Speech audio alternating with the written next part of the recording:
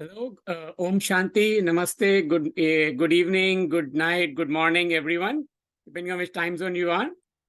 Very warm welcome again to today's second session on Raj Yoga meditation. And today, again, as we have Mahesh brother here with us, helping us, with the entire session. Thank you, Mahesh brother. Yesterday we talked about knowing our own selves, who I am, what my original true identity is. And in today's session, we'll focus on knowing the Supreme, knowing the God, who God is, and how do I connect with God, what my relationship with God is. And we'll try to clean up as many myths as we can about what God really is. Before that, let's have a brief recap of the yesterday's session. Would any of you like to answer this question? Who am I? I am a soul in my body, or I have a soul in my body? A or B? You can type your response on the chat window. A, right? I think you all got it right. It is A. It is I am. My identity is that I am a soul living in this body. It's not that I am this body and I have a soul. Soul is not an external entity living. If B were correct, then it would mean that I am the body and the soul is external entity living in my body currently. No, soul is not the guest living in this body. I am the soul. I am the soul living, in this body temporarily. So glad a lot of you got right. And just a quick recap what we talked yesterday, that we typically have been, when we ask who am I, we typically introduce ourselves with all our external labels, our name, gender, nationality, profession, relationships. The reality is that all of the external labels are temporary, and my true identity is that of a point of light. And we talked about that, this point of light is the being, the living energy, the one that brings life into this body, right? So we have to get away from these external labels that we have acquired over time, and we have to be in the consciousness of that energy, the being, and we have to experience it. It's not just the words that we have to speak, it's the experience that we have to have inside us. We have to visualize ourselves, that soul, that point of light that resides in my forehead. That is where I, the soul, live. So we have to live our life in that consciousness. And I'll tell you honestly, from my experience, when I started getting into the soul conscious form, life becomes exponentially blissful. The amount of inner peace and happiness, love that we start feeling is unimaginable once we start experiencing the consciousness of being a soul. We talk about difference between the body, is all physical, everything is temporary, and body is something that can be touched and seen through the physical eyes and physical touched by physical hands, whereas soul is metaphysical. Soul cannot be touched with the hand, it cannot be seen with the eyes, but soul is something that can only be experienced. It can only be, we can visualize it, we can experience it. And that experience of visualizing ourselves as a soul is, unbelievable. The amount of happiness we get in that experience is unimaginable. And we talked about the three faculties of the soul: the mind, intellect, and the sanskars. The goal of mind is to create thoughts, and the goal of intellect is to make decisions on which thought I should bring into practice, which thought I should discard. And the repeated decisions that my intellect keeps making and I keep acting upon are the ones that get recorded into my personality traits, my subconscious mind, which is what we call as the sanskars. And based on my sanskar is the kind of thoughts that I create. So it's very, very critical for us to read good quality, high quality material every day and feed that to our intellect, so that our intellect is very, very sharp to make the right decision. With that, let's do a brief round of meditation together for a few minutes.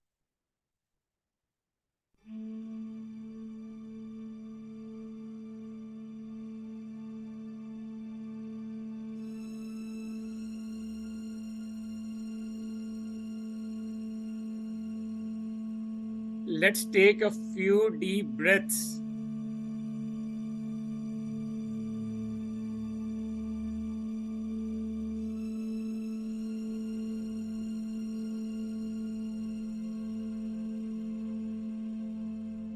As I breathe in, I inhale love, peace, happiness.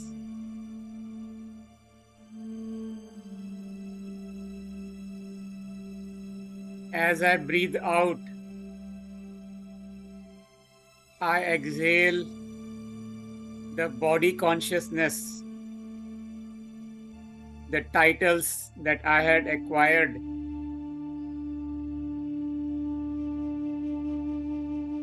my gender, my name, my education, my profession, my relationships in the worldly.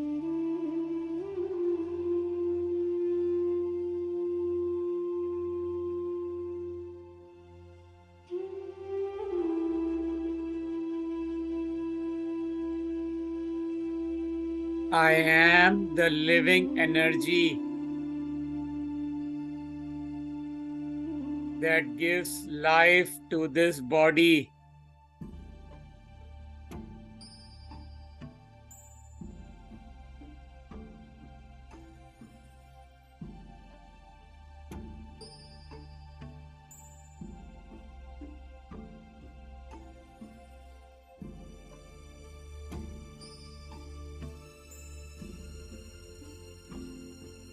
I, the being, am genderless.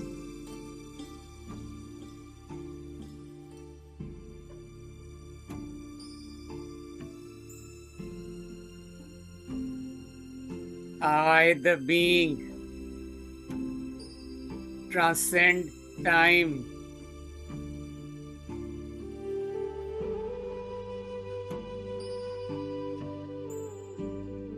This body has a date when it was born.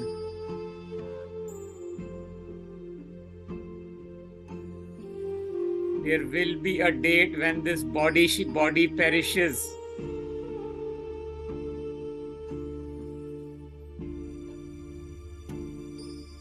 But I, the soul, existed before this body was born.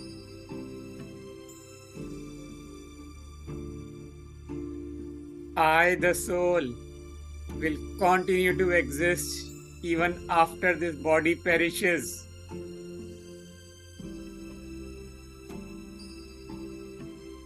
I simply leave one body and take another body.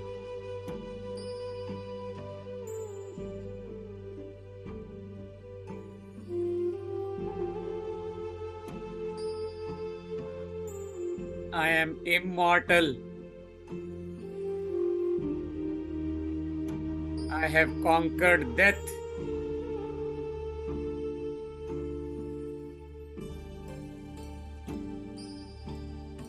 Wind cannot blow me. Fire cannot burn me.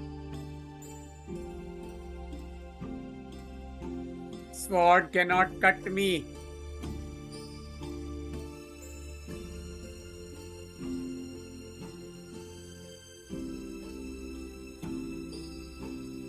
Nothing can happen to me.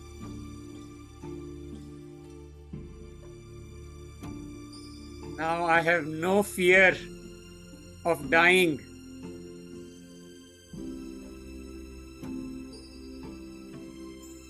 I am brave and courageous to walk on the eternal path.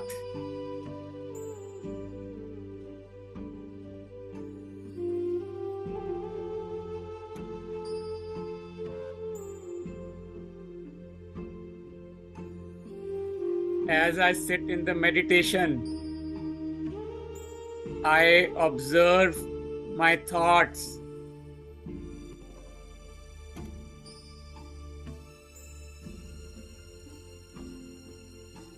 If there is any negative or waste thought,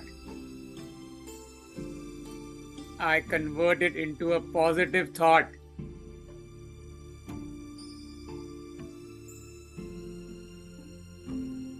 For example, if my mind thinks, why do I have so many problems in my life? When will my luck shine? I change it into a positive thought.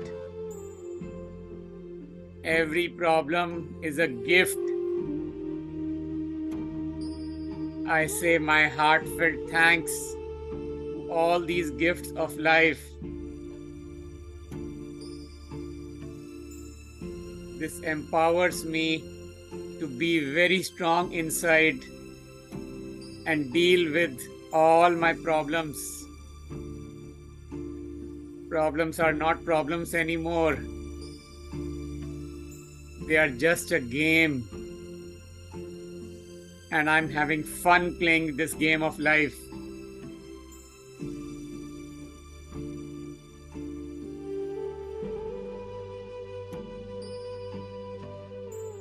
I am equipped with all my original virtues: love, peace, happiness, power, bliss.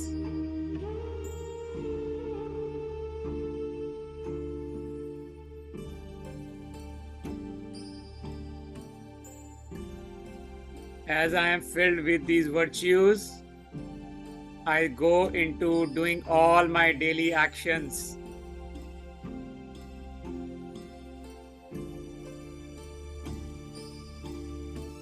I attain a deep success and inner contentment while doing all these actions.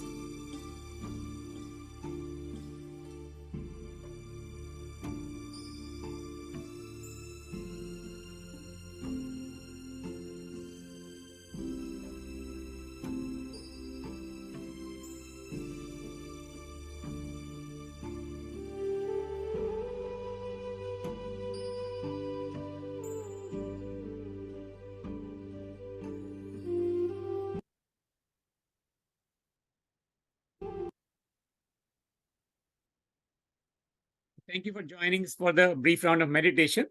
As we talked in yesterday's session, that the original qualities of the soul are love, peace, happiness, power, purity, knowledge, bliss, right? Now, the key question is that if these are the original qualities of the soul, then why am I not experiencing these qualities?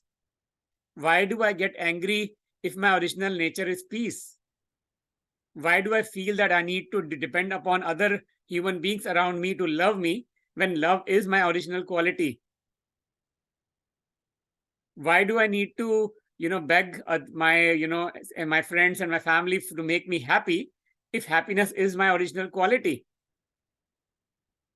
Why do I feel powerless and a victim when, something happens in my life? So if these are my original virtues, now where do I fill myself? Where do I get the fact that I'm not feeling happy inside? I'm not feeling, I'm getting angry. I'm not feeling love within me. That means that all these original qualities of mine have gotten depleted. So I need to somehow empower myself and fill myself with all these qualities again. And where do I get them from? The source. Maybe before, I would like to ask all of you this question. What do you think where we can get all these qualities from? Feel free to share, right? Type your response on the chat.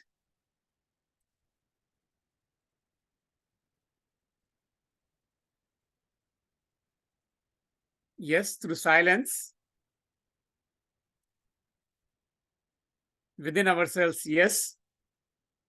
Going within, it is within, just need to restore, yes. If these are already within us and I am depleted with these, and the way for me, as one of you said, is for me to connect to the Supreme Soul, to charge myself up and fill myself with all these inner powers. And that's what we'll talk about in today's session. The source of all these powers is only one. One and only one, God. That's it. There is no other human being on this earth who can give me any of these qualities. As much as we are dependent upon other human beings to love us, to make us happy, or give us peace, that is all temporary, because those human beings also have a limited stock of love, peace, and happiness inside their own selves. They can be kind and nice as much as they want to give us that love and peace, but they also have their own physical limits of how much love, peace, and happiness they can give us. Take an example of, if if I want to charge my phone, one option is that I can connect my phone to my laptop and use my laptop's battery to charge my phone's battery. Or another option is for me to take my phone and plug my phone onto the wall. Which one should I do? Can you share a response on the chat? Should I charge my phone using the laptop, or should I charge my phone using the wall? Assuming laptop itself does not have any charger, laptop has its own battery, and I'm using laptop's battery to charge my phone. Why should I take wall?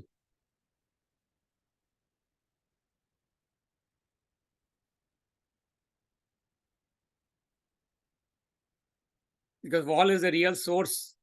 Wall has way more amount of power than what the laptop has. Laptop is a battery.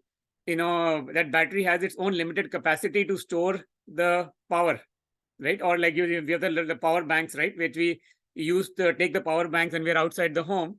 Wall is essentially like a limitless, as one of you said, it is like an infinite energy, though it's not really infinite, but yes, it's practically infinite for all practical purposes. So it is much easier, cheaper, and efficient for us to charge from the wall than to charge from the power bank or to charge from our laptop or other devices, right? Think about like the sun, right? The sun has got an infinite amount of energy, solar and sun energy, infinite amount of energy for all the 8 billion souls on this earth. If all the 8 billion souls on this earth come out of their home and say that, okay, I want to get some heat from the sun will not say, hey Manpreet, today you go inside because I'm giving sunlight to your neighbors today. The bottleneck is not in the sun. The bottleneck is on me, how much time I can spend in the sun to get the sun's heat. But a sun has got infinite amount of energy, infinite amount of heat and the physical energy inside it, that sun will never say that Manpreet, or somebody, you go inside today because I have to give my heat to somebody else today.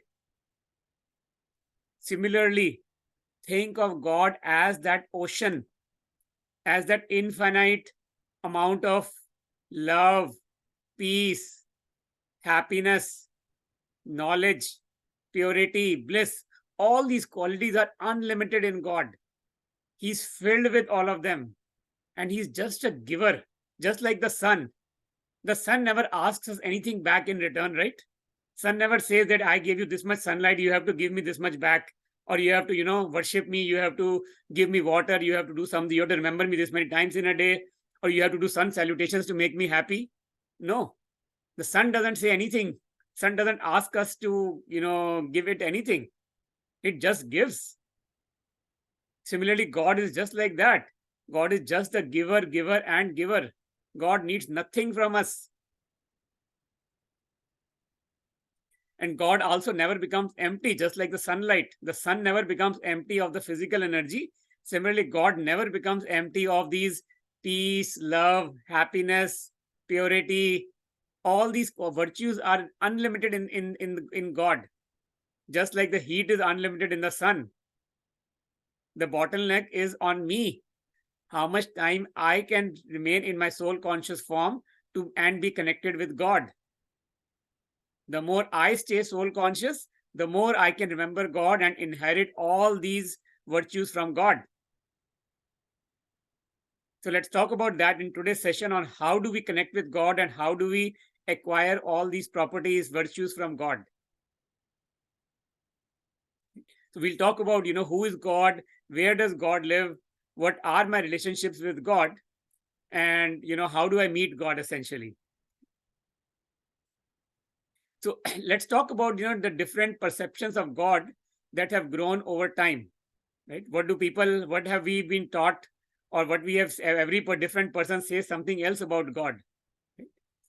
Right? One person says that God is incorporeal, nirakar. That means that a God is a point of light without any form or shape. Some people say that. Some people say that God is corporeal. God is sakar. Corporeal means that God has a body of his own. So we've shown pictures of, Ramchandra ji on left, Guru Nanak Dev ji in the middle, and Jesus Christ on the right. Right?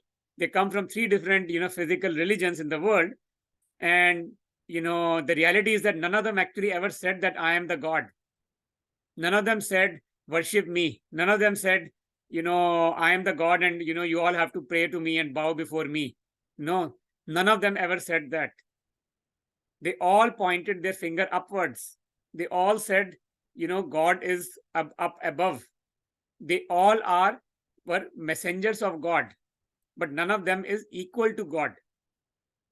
But we started worshipping them because they were the messengers of God who told us about God. So we thought that, lots of us think that God is corporeal. God came to us in the form of Ramchandra ji, or in the form of Guru Nanak Dev ji, or in the form of Jesus Christ. But none of these is God. Some people say that nature is God. And we started worshipping, the trees, started worshipping cows, started worshipping the water, the rivers, or even the fire.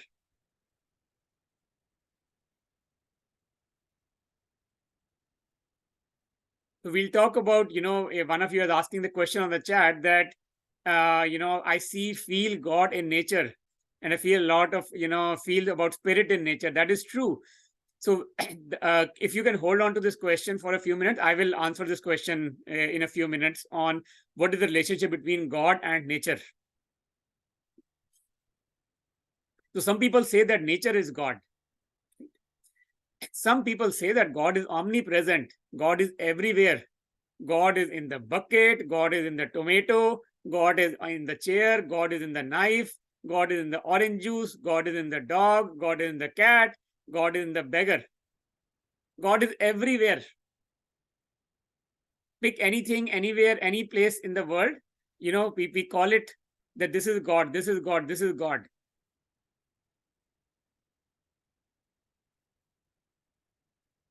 Now, given that these four different class of perceptions that people have, right? One is saying God is incorporeal, and one class of people say that God is corporeal in the form of these, deities, these religious founders. And one class of people say that God is in the nature. And the fourth class people say God is everywhere, omnipresent. Chair is God, couch is God, tomato is God. Pick anything, any place, everything is God. So now how should I decide? What criteria should I use to decide which of these belief systems is correct? Do you have any thoughts on what criteria I should use? Any thoughts?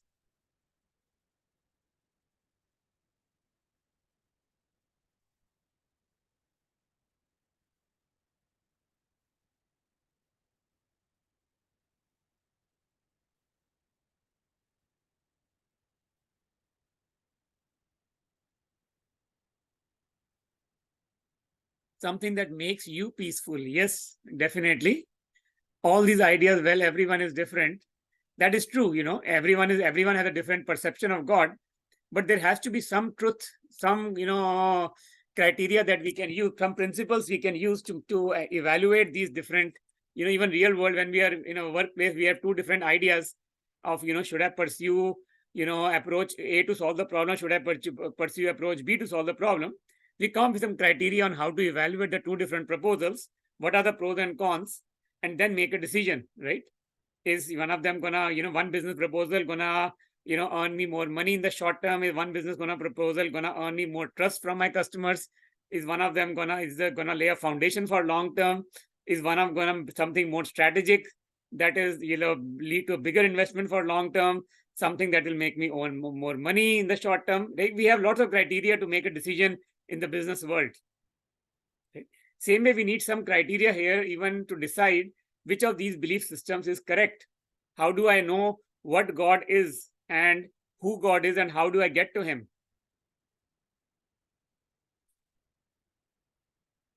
So, the reality is that, even to find the physical world, for us to evaluate whether, what is the real gold versus what is a fake gold, only a goldsmith can distinguish between what is a real gold and what is a fake gold, right? The goldsmith has his own criteria, his own, judging machine or criteria in his mind that he uses to decide which one is a real gold and which one is a fake gold. So let's figure out what is that criteria that we can use. So let's brainstorm on these criteria, right? The first criteria is that God is the one who is accepted by people of all religions. Because it cannot be that just because, I'm a Hindu or a Sikh or a Christian or a Buddhist, my God is different from the God of others. We all human beings are children of one God. Does not matter I am a Christian, I am a Buddhist, I am a Muslim or a Hindu. Does not matter which religion I follow. The God is exactly one and only one of everyone. That is the first and foremost characteristic attribute of the God, that there is only one God. And every religion, every dharam, every part of the world has to accept that one single God. It is true that everyone, one of you saying in chat that different faiths, different people have different ways to express. It is perfectly okay to express God in different ways. That's perfectly fine, right? There's nothing wrong in that. Nothing wrong in having different ways to express, your faith in God. But the reality is that there is only one God. We cannot say that, my God is different from your God. I may remember God in one way, you may remember God in another way. That's perfectly fine. I may like to cook dish A, you may like to cook dish B. We both can go to a coffee shop, we both can cook the same, cook two different meals together in the same home. It's okay for us to have different tastes. I can enjoy, tea, you can enjoy coffee, perfectly fine. I can make a tea, you can make a coffee, perfectly fine. Nothing wrong in that. The second criteria to attribute of God is that God is ever liberated. God is the one who does never comes in the cycle of birth and death. God is not in any bodily form. Because if God ever took a bodily form, what will happen? In a bodily form, that soul which is in the body, that's, in the bodily form, the soul experiences a lot of ups and downs. God is not one of those. God is liberated from the cycle of birth and death. That means that any corporeal form we see, any human being that we see, is not God. Be it Ramchandra ji or Krishna ji or Guru Nanak Dev ji or Jesus Christ or Lord Buddha, does not matter who. None of them is equal to God. In fact, if you look deeper into teachings of Buddhism or Christianity or Hinduism, pick any religion, everybody in every religion, everyone is saying the one same thing, that there is only one God. And everyone also acknowledges the same fact that God does not come in the cycle of birth and death. The third attribute of God is that God is eternal. I am a Manpreet Singh. I, the soul, am currently living in this body. In this body, my body's name is Manpreet. That is temporary. My name is temporary. My relationships are temporary. My education is temporary. Moment I, the soul, leave this body, none of my money, my relationships, my name, my education, my physical assets will go with me. But God is eternal. It's not that God was not there yesterday and God is there today and tomorrow God will not be there. God was there in the past, God is there today, and the same God will exist even in the future forever. There is no time that we can say that, okay, on this date, God was born and on this day, God will not exist. The fourth attribute of God is that God is a supreme, a supercharger, superpower. He is the Almighty. He is the one who has the supreme power. Just like the sun has the extreme amount of physical power in it, for the an infinite amount of physical heat power. Similarly, God is the supreme power of all the virtues: love, peace, happiness, power. Take as much as you want. God will never say no. God will not say, right now I'm tired, please come in the morning, I need to sleep right now.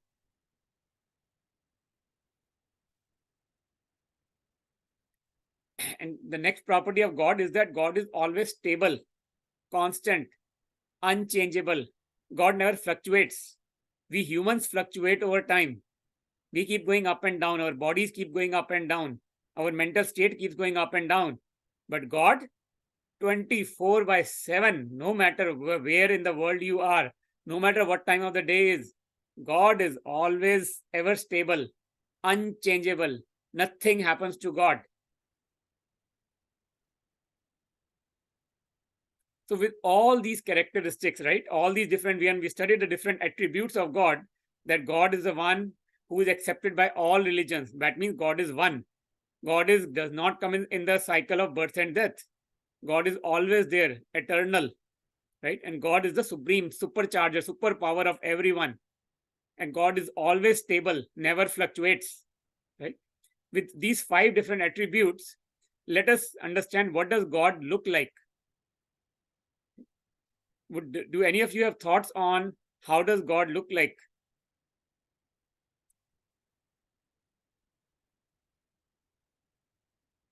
Feel free to type your response on the chat.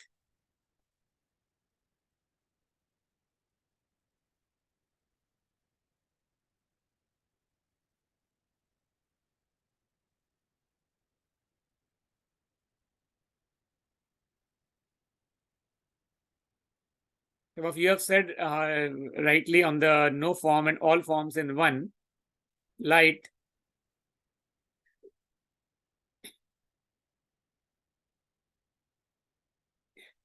Right. So let's take an example here that, when we plant an apple seed, we get an apple tree. Right? When we plant a banana seeds, we get the banana tree. Right? The child of a cow, the calf is a child, and calf's parent is the cow, which looks like the calf. Right? Similarly, the human being's child looks like exactly like the human being, right? Like the son or a daughter. Right?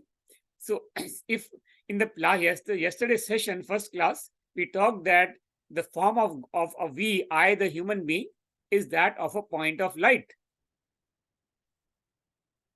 If I, the being, have the form of being a point of light, the ruh, the energy, the consciousness, the being, if that is my form, then what can be the form of my parent? We say that the child and parent inherit the same physical form, right? Calf's parent is cow. A human being's parent is a human being, right? An apple seed's parent is the apple tree. Banana seed's parent is a banana tree. If I, the being, my form is a point of light, and God is my parent, my eternal parent of the soul, then God's form has to be exactly the same form as the form of I, the being. So God's form is also like that of a point of light. I am soul, Atma, and God, my parent, is the supreme soul, Param Atma, Paramatma. Okay? This is the most critical thing for us to remember. God is not in any human form. None of these, human forms that we saw, the religious founders, God is not in any of them. In fact, they all pointed their fingers up. Like from Guru Nanak Dev Ji to Sai Baba to Ramchandra Ji to Jesus Christ, everybody's finger is pointing upwards. All of these are messengers of God. They are agents of God who helped us tell us what God is. They all told us how to connect with God because they themselves were very deeply connected with God. But none of them is equal to God.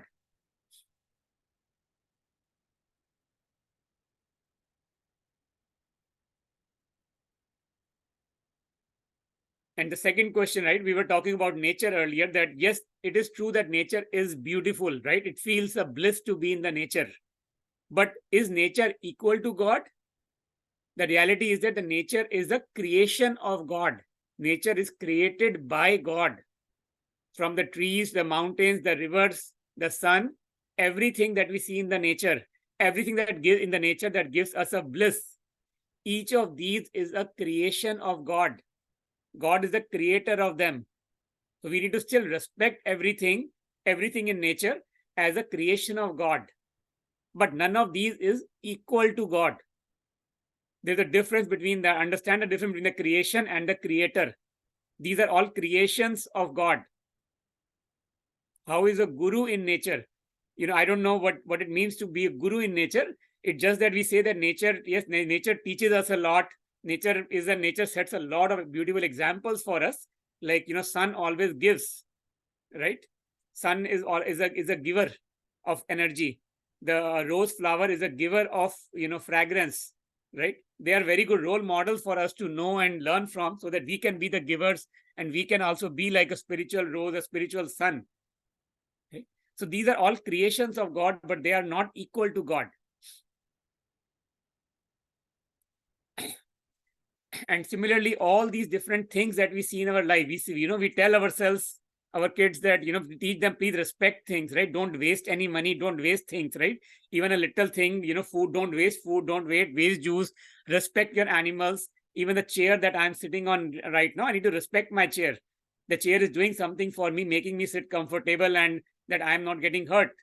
Perfectly fine. Very critical for me to respect every single thing that I use in my life that is making my life comfortable, from my bed to my knife to my the tomato, the food that I eat. Every single thing is critical for me to respect. But these are also all creations of God. None of these things is equal to God. God is not in any of them. These are all created by God. So God is not omnipresent. God is not in each of them, but these are all creations of God.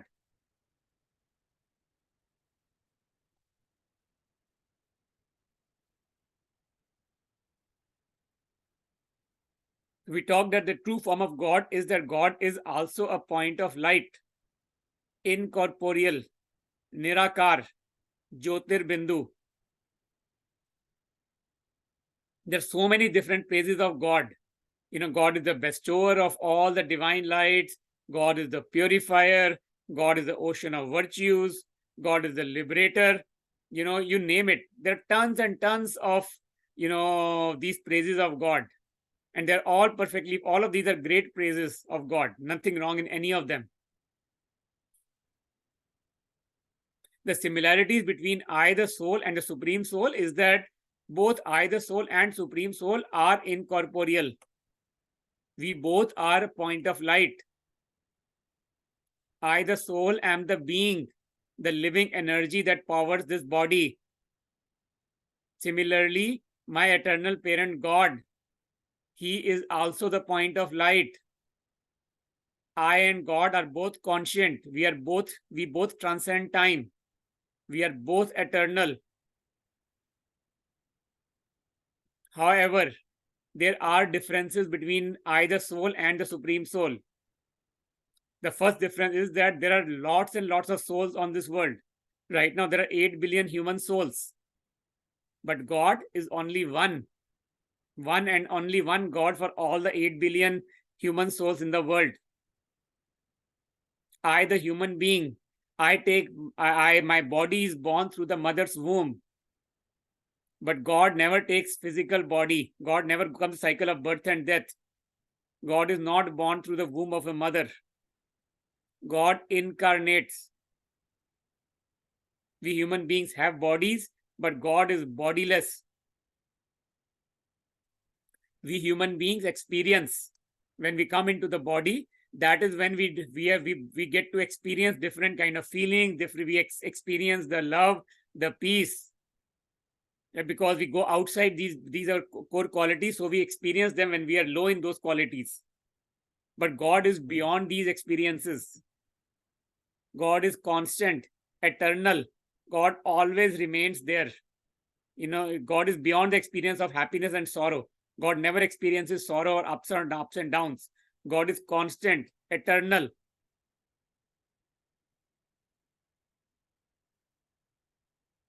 Now let's come to the next. We talked about the first thing, that God is a form of, right. The God is incorporeal. We talked about form of God, right. That is, God is incorporeal. The second question is, how am I related to God? Any of you have thoughts? How am I related to God?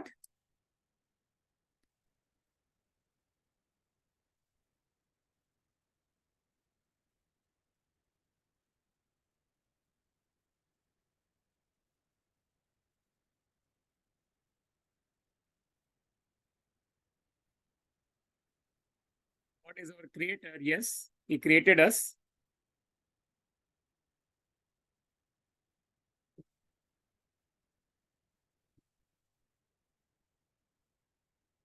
God is a bigger light and we are small part of Him.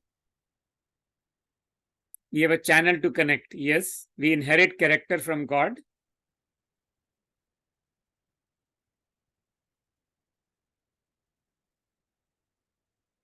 Very well said by lots of you.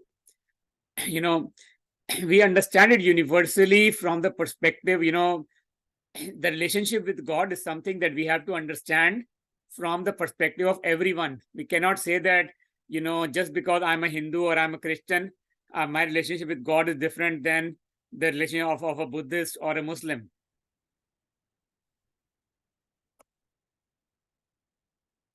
God is the father of all the souls. In the physical world, what does a child inherit from the father? What is the relationship between the child and the father? The child gets inheritance from the father. Similarly, let's take in the physical world, if a person has got, say, 4 kids, right? Each of the 4 kids will say, my father, my father, my father, my father, right? Similarly, Supreme Soul God is the father of all the souls. In the relationship of my father, what do I get from God? In the physical world, from our physical father, we inherit we get a lot of attainments. Varsa milta hame pita se. We get a lot of inheritance from our physical biological father. God being the father of our soul, of I the soul, I attain all the inner virtues: love, peace, happiness, purity, power, bliss, knowledge. Those are all the inheritances that I, the soul, am getting from my Father, God.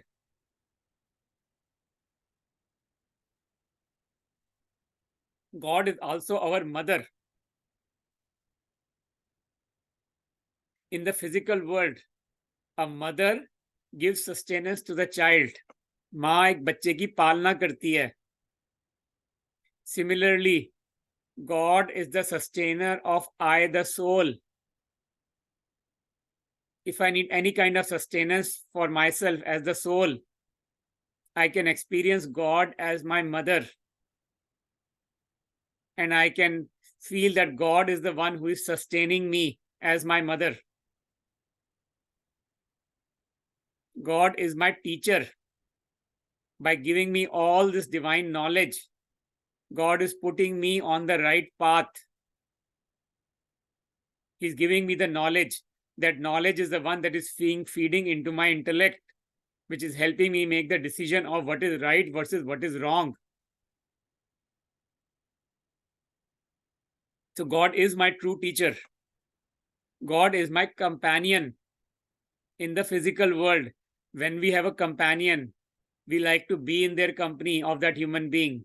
We enjoy being with them. We enjoy spending time with them. But guess what? The physical world, the physical companions, all have their own limited capacities. There's no human being who can give me company 24/7. As much as they love me, as much as they want to do for me, they are still humans. They cannot give me company 24/7. As much as I love my kids, I cannot be with my kids 24/7. They have to go to their school, I have to go to my office. I cannot be in their company 24/7. God is my beloved. God is our, like a life partner, our spouse who loves us, who we can, be with. He can experience the relationship of a beloved, a lover with God. We can also experience God as our child. This was one of the shocking things when I came to the knowledge of Brahma Kumaris, that God is also our child.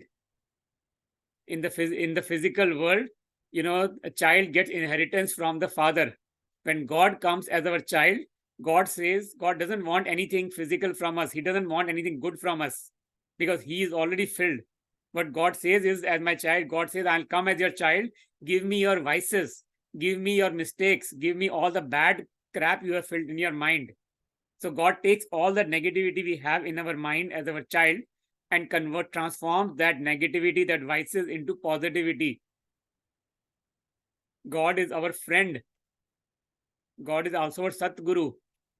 In fact, any and every relationship in the world we can experience with God.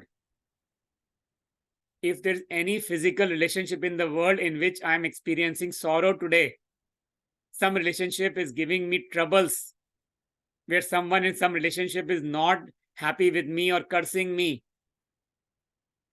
that means that I am not experiencing that relationship with God. That means I have some expectations, some desires, some attachment to that human being in the form of that relationship. Once I start experiencing all these relationships with God, then in the physical world, the physical relationships are meant for us to just be a giver. This was one of the questions I asked initially when I came into this knowledge, that if God is our, all these relationships, I'm supposed to experience even my parent relationship, my spouse relationship, my child, my sibling, every relationship I'm supposed to experience only with God, then why do we have these physical relationships in the physical world at all? Why are we living in families? Why do we have biological relationships at all? Do any of you have thoughts?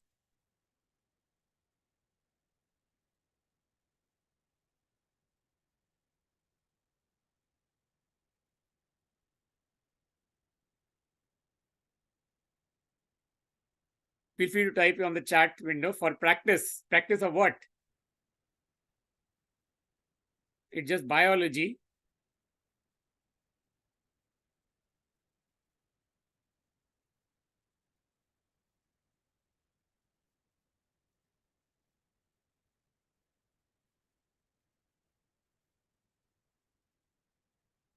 The response that I got from my teacher in Brahma Kumaris when I asked her this question, that if God is supposed to be all my relation, if I'm supposed to experience all these relationship with God, why do I have these physical families, a physical spouse, a physical child, a physical brother, a physical sister, a biological parent? Why do I have all of these relationships then?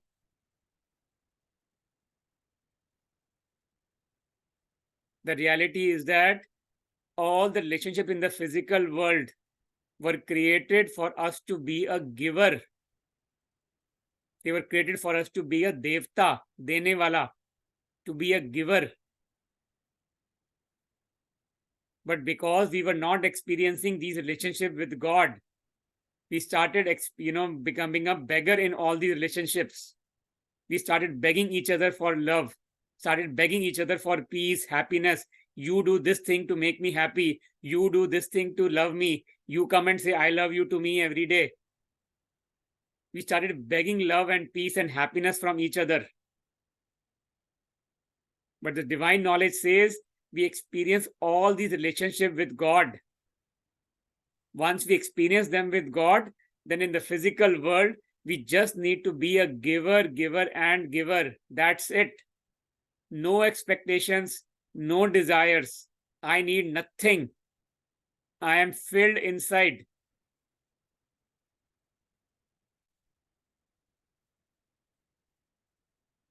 So we've talked about, the form of God being the incorporeal, the point of light, right? God's form is the incorporeal point of light. We talked of all our beautiful relationships that we have with God, of every single mother, father, beloved, spouse, child, teacher, friend, companion, beloved, name it. God is there to, experience every relationship with us 24/7. Now, what is the name of God? And this is okay if every religion, every part, everyone calls God by a different name. In Brahma Kumaris, we call God by the name of Shiva. The word Shiva means, someone who is all, benevolent, ever giver, and, we call Sada Shiv. Shiva means benevolent, and Sada means always. And so in Brahma Kumaris, we call God by the name of Shiva.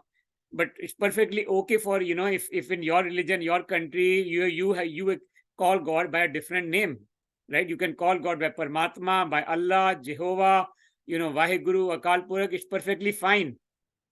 We still all have one God. He's our father, mother, child, spouse. That there is no compromise on. But we all can call God by the different names. The name that we all are maybe used to calling God from our childhood, the name that gives us an attachment and builds a connection with God. It's okay for us to call one person to call God as Paramatma, somebody to call God as Allah, as Jehovah, or Heavenly Father, or Vaheguru. They all mean the same thing, different ways, different names from different culture, different backgrounds to call God. Now, where does God live? The fourth attribute, right? For to name any human being, we have to know its form. We call God's form as the point of light. We call what is my relationship with God? Every relationship: father, mother, child, spouse, sibling, brother, sister, friend, companion, beloved, name it. I am every relationship with God, right? Then we talk about God's name. In Brahma Kumaris, we call God as Shiv, but you can call God by whatever favorite one that builds a connection with you, with the God. Paramatma, Vaheguru, Akal Purakh. Okay? Now, the fourth attribute that we need to study about God is, where does God live?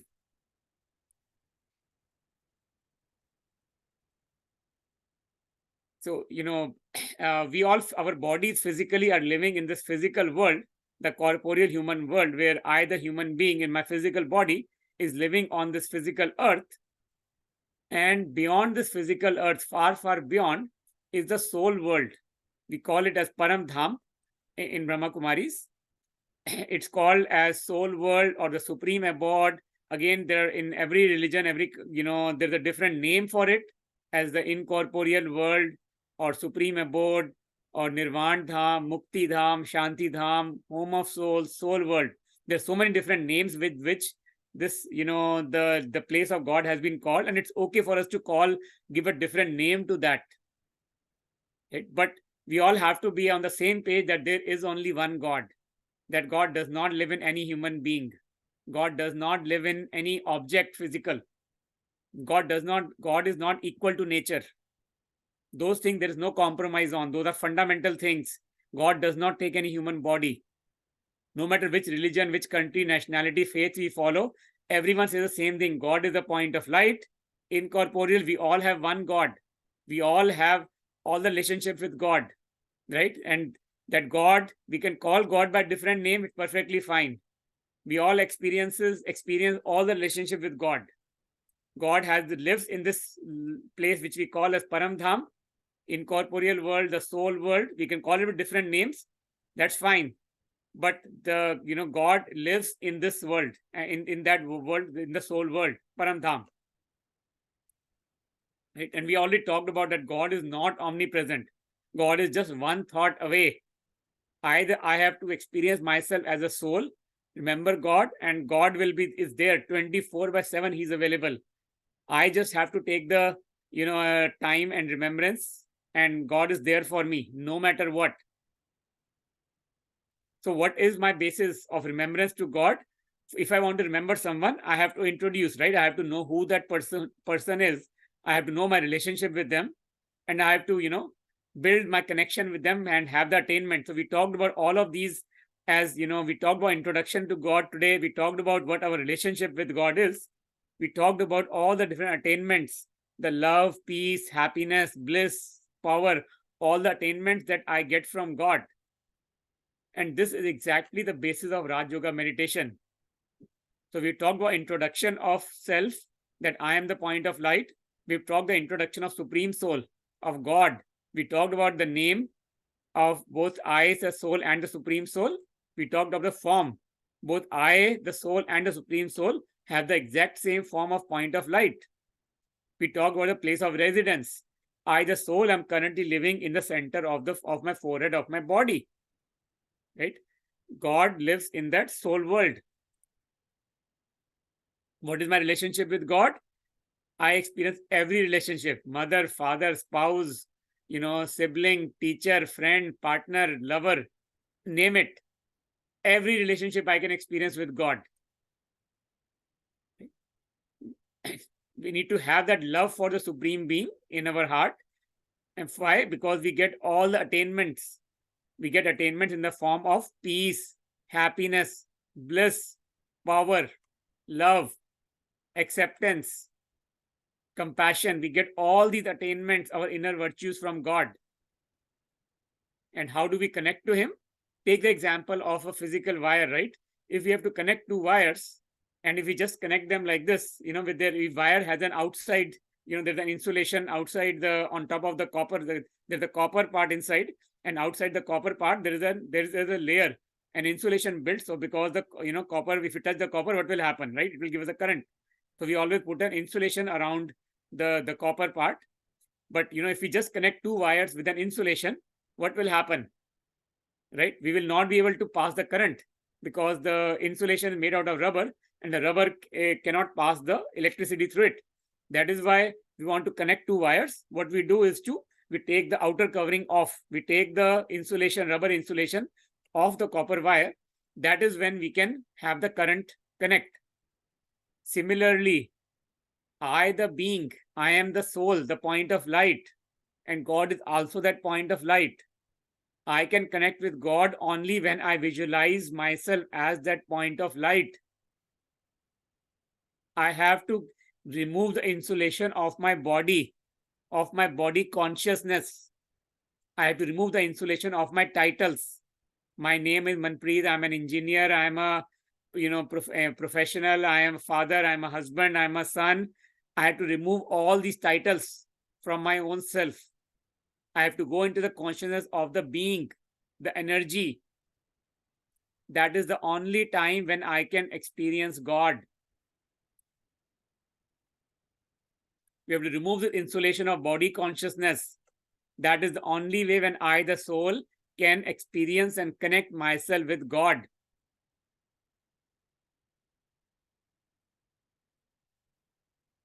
So the basis for Raj Yoga is that, just like, in the physical world, a physical child has a biological father. The body, physical body, human body, physical child has a physical biological father, right? Similarly, my true existence, right, is that I am the soul. I, the soul, and God, Supreme Soul, He is my father, my mother, my brother, my sibling. That is what the basis is for us to remember God. So in Raj Yoga meditation, this is the 4 basic steps. We talked about the first 2 steps yesterday, right? That we have to, first step was we have to get away with all our titles, our body consciousness, all the labels that we have put on top of us. We have to get away with all those labels. That is the first thing we talked yesterday. Second step is that we have to visualize ourselves as the being, the point of light, that energy. And we have to experience all the original qualities of that point of light residing in the forehead. The third step after that is that I need to visualize God also as a point of light. God is also an energy. Fourth step, I connect the point of light, with God, with the point of light. I visualize that I am inheriting all the virtues, all the powers, all the love, peace, happiness, all these virtues are coming to me from the God. I can visualize that only when I experience myself as a soul. When I experience myself as a body, then I cannot experience God as the point of light. If I visualize myself as a title, I am Manpreet, I'm an engineer, I live in the US. If I visualize myself with all these external labels, then I will not be able to connect myself with God and inherit God's virtues. So this is the homework for today. Please sit for a few minutes every day, preferably early morning around 4 o'clock if you can. That is the ideal time to connect with God. Visualize your own self as the point of light. Visualize God as that point of light and connect your point of light with the God and inherit. Just like we sit in the sun physically. I personally, in my early days, I used to sit in the sun personally a lot, explicitly, intentionally, to sit in the sun. And, when the sunlight would fall on me, I would visualize that, okay, God's light is falling on me, the soul. Because those are early days, I could not visualize myself as a point of light. It was hard for me to visualize God as a point of light in those early days. That is the physical thing I used in my early days. That's told yesterday that I used to wear this headlamp in my early days, and that is a tool I use that helped me personally a lot to visualize myself as that point of light. I would sit in front of a mirror in a dark room, and only when this point of light would fall on me, I would get to see, okay, there is something on my forehead. There is a point of light in my forehead, that Akal Murat Atma. So this headlamp helped me a lot in my early days in that constant practice of visualizing that there's a point of light here. And second thing I used to do to visualize God as a point of light, I used to sit in the sunlight during the day and visualize God as that point of light. As the sun's rays would fall on me, I would visualize that, okay, God's light is falling on me. That is the physical trick I used in my early days to, build that connection with God. With that, let's join for a few minutes to do a meditation.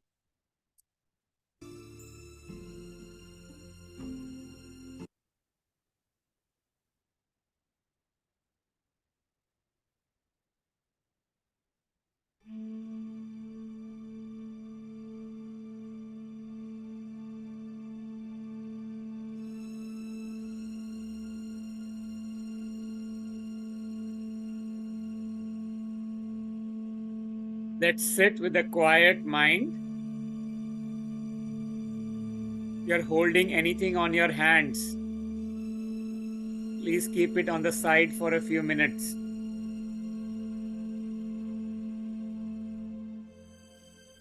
If you're holding any thought in your mind, please keep that thought also on the side for a few minutes.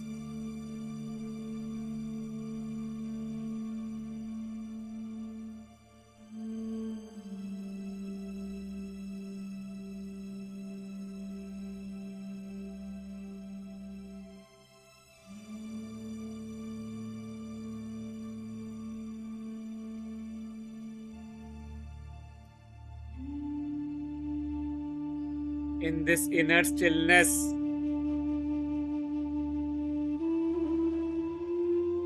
I consider myself as the shining star.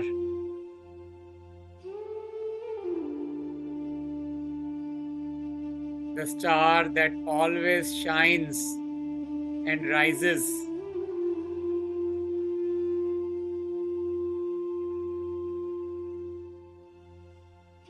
The star that lives in the center of the forehead.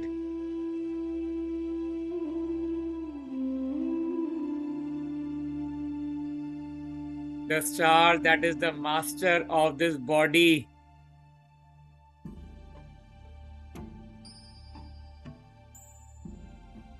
I, the being, see everything through these eyes. I, the being, listen through the ears.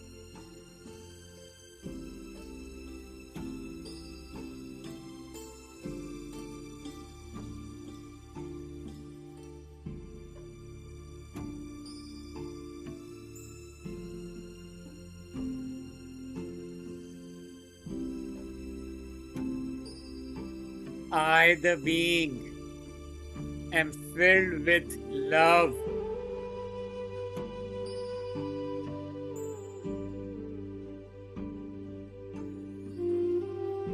I am filled with peace and happiness.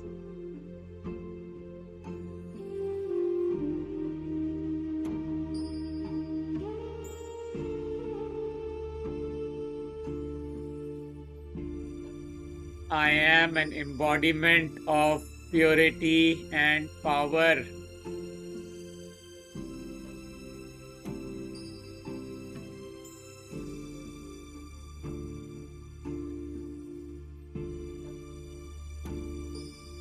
I am a lighthouse, a might house.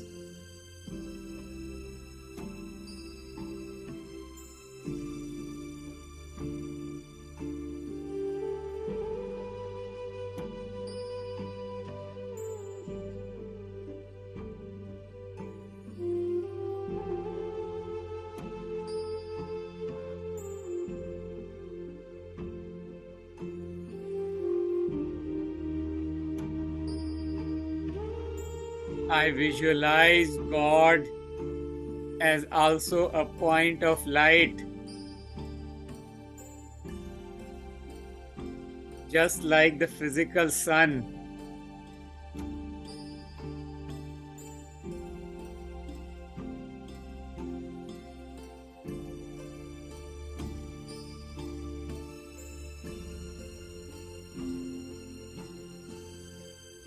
As I visualize myself as the point of light,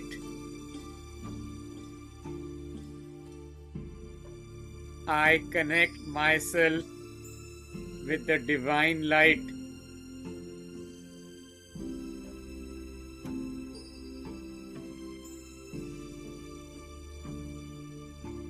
God is an ocean of all inner virtues.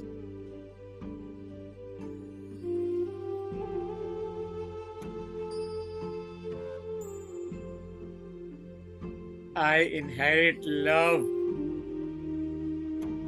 peace, happiness, bliss, compassion, acceptance, dignity. You name it. God has everything.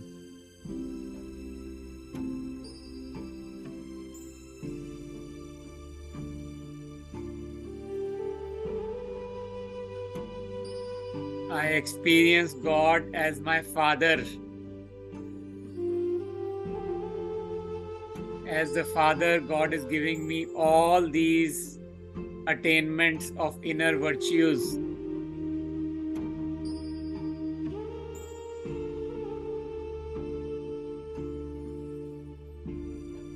I experience God as my mother,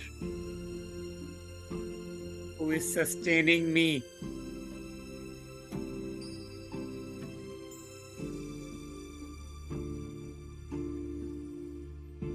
I experience God as my teacher, who is giving me the knowledge of what is right versus what is wrong. The knowledge of who I really am.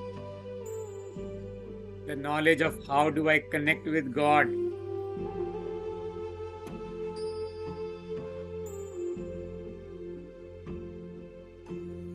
I visualize God as my spouse, my partner, my beloved, my lover.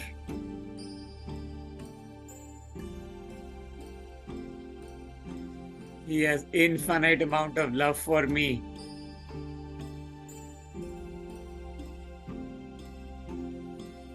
I visualize God as my child.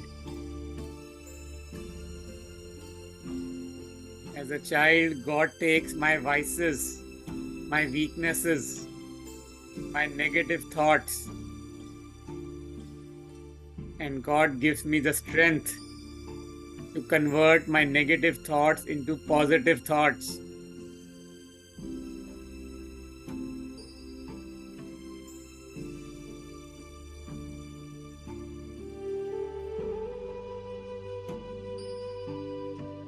As I experience all these relationships with God, I am now contented inside. I need nothing from any human being in this world.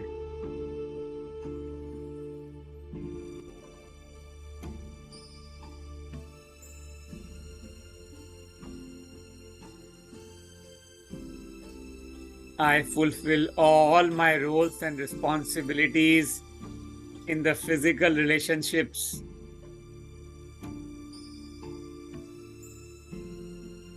But I need nothing from anyone.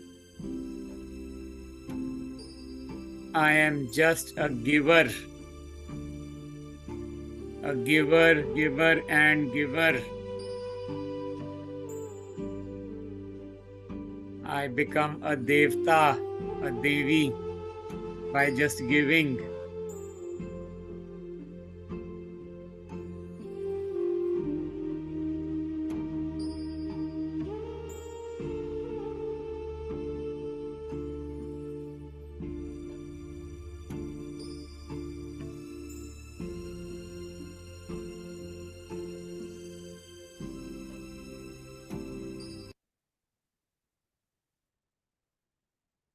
We talked about the homework for today already. I just briefly, we have another session going on called What Money Can Buy and Cannot Buy.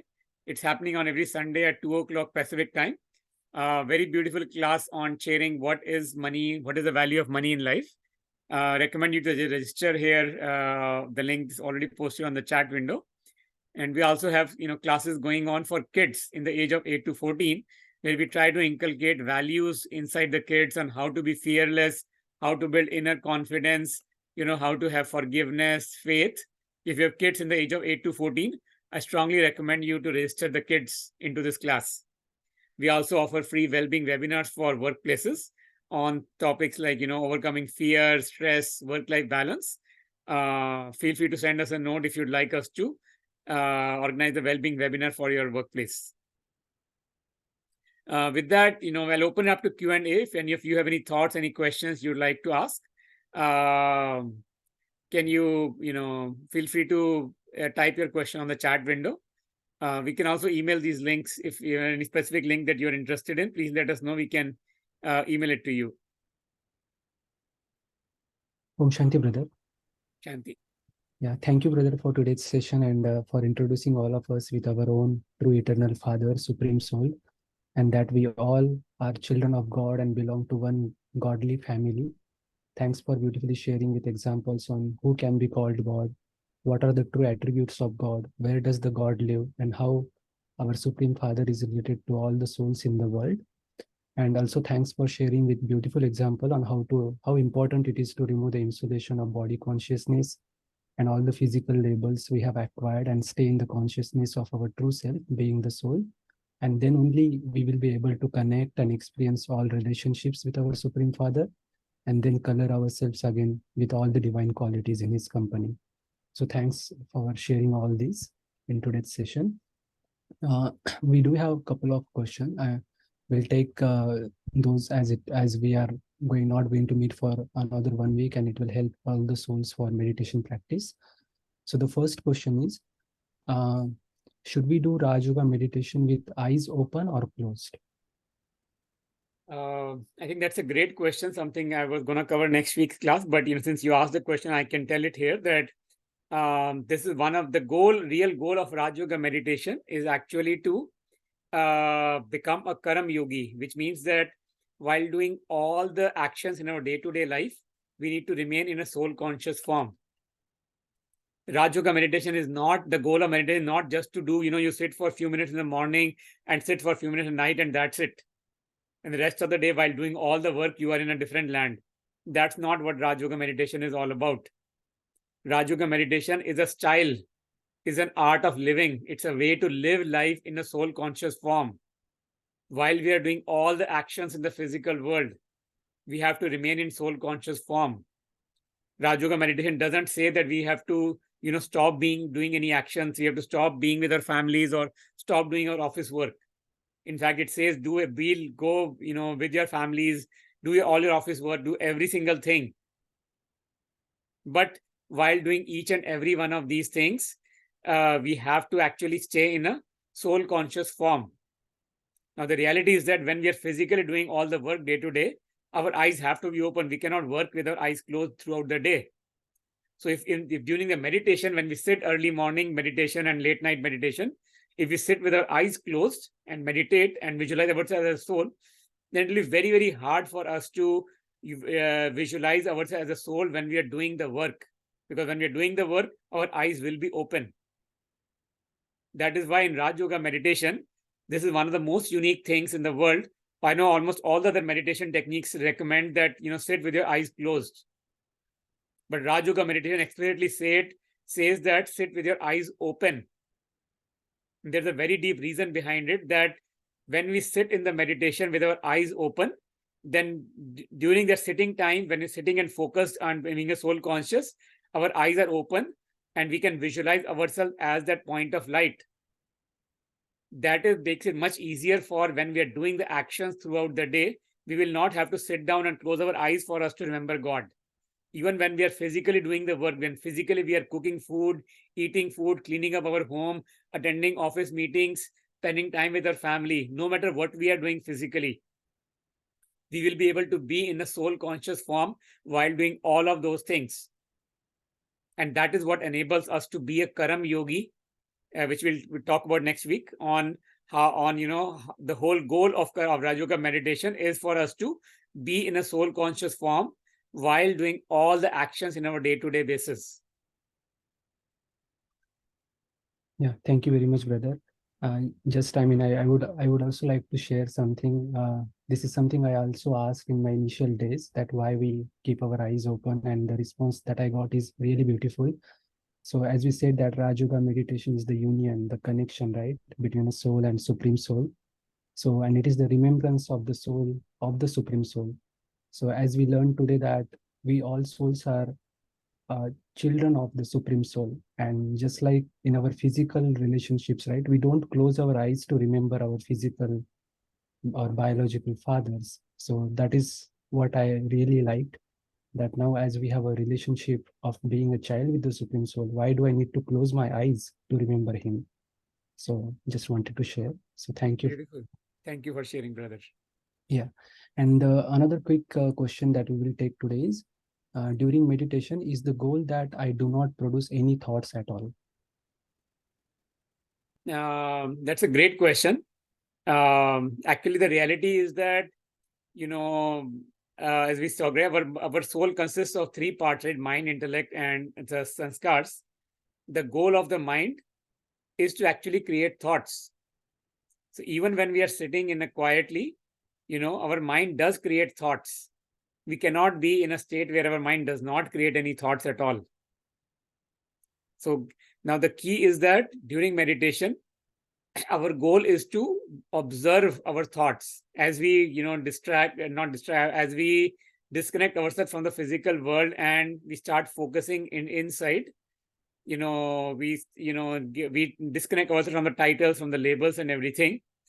That is how we can actually, start observing our thoughts. What kind of thoughts are going on inside me? And during meditation, we channelize our thoughts. We cannot tell our mind not to think. Our mind will always keep thinking.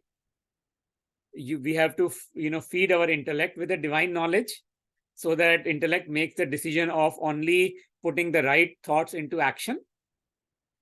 And if I observe any negative thoughts, I have to channelize the negative thought or waste thought into a positive thought. If I'm thinking something about the past, I need to just focus and learn lessons from my past mistakes. Instead of feeling guilty or shame about my past mistakes, or instead of thinking about the mistakes of others. Very easy for us to think about weaknesses of others. But instead of thinking about weaknesses, I need to actually focus on myself and look at the strengths of everybody. I need to translate my thoughts from these negative ones into positive ones. Instead of looking at the weaknesses of others, I need to look at the virtues and strengths of others. Instead of worrying about future, I can plan about future. Right? Instead of worrying about what will happen if there's an earthquake tomorrow, what will happen? Will my child be safe? Will my spouse be safe? Instead of worrying about every family member, I can empower them. I can connect myself with God and send all the divine power to all my family members so that they are protected. Thank you, brother, for answering it in detail. I think, yeah, those are the questions for the day. Thank you very much. Thank you. Yeah, and thank you everyone for joining us today. We hope you have learned a lot in today's session. And hence, if you'd like to get recordings of today's class, as there were so many concepts covered, then let us know in the chat window so that you can revise and rewatch it again. And also, we start our session 15 minutes earlier. We play some guided meditation commentaries and we play some videos which revise what we learned in the previous session. So we encourage you to join 15 minutes earlier if possible. So we will see you all on coming Saturday on 9th of December. The session will start at 6 p.m., but you are welcome to join 15 minutes earlier. Yeah, so I will keep the session on for a few more seconds to take the recording request, and then we'll end today's session. Thank you again. Thank you.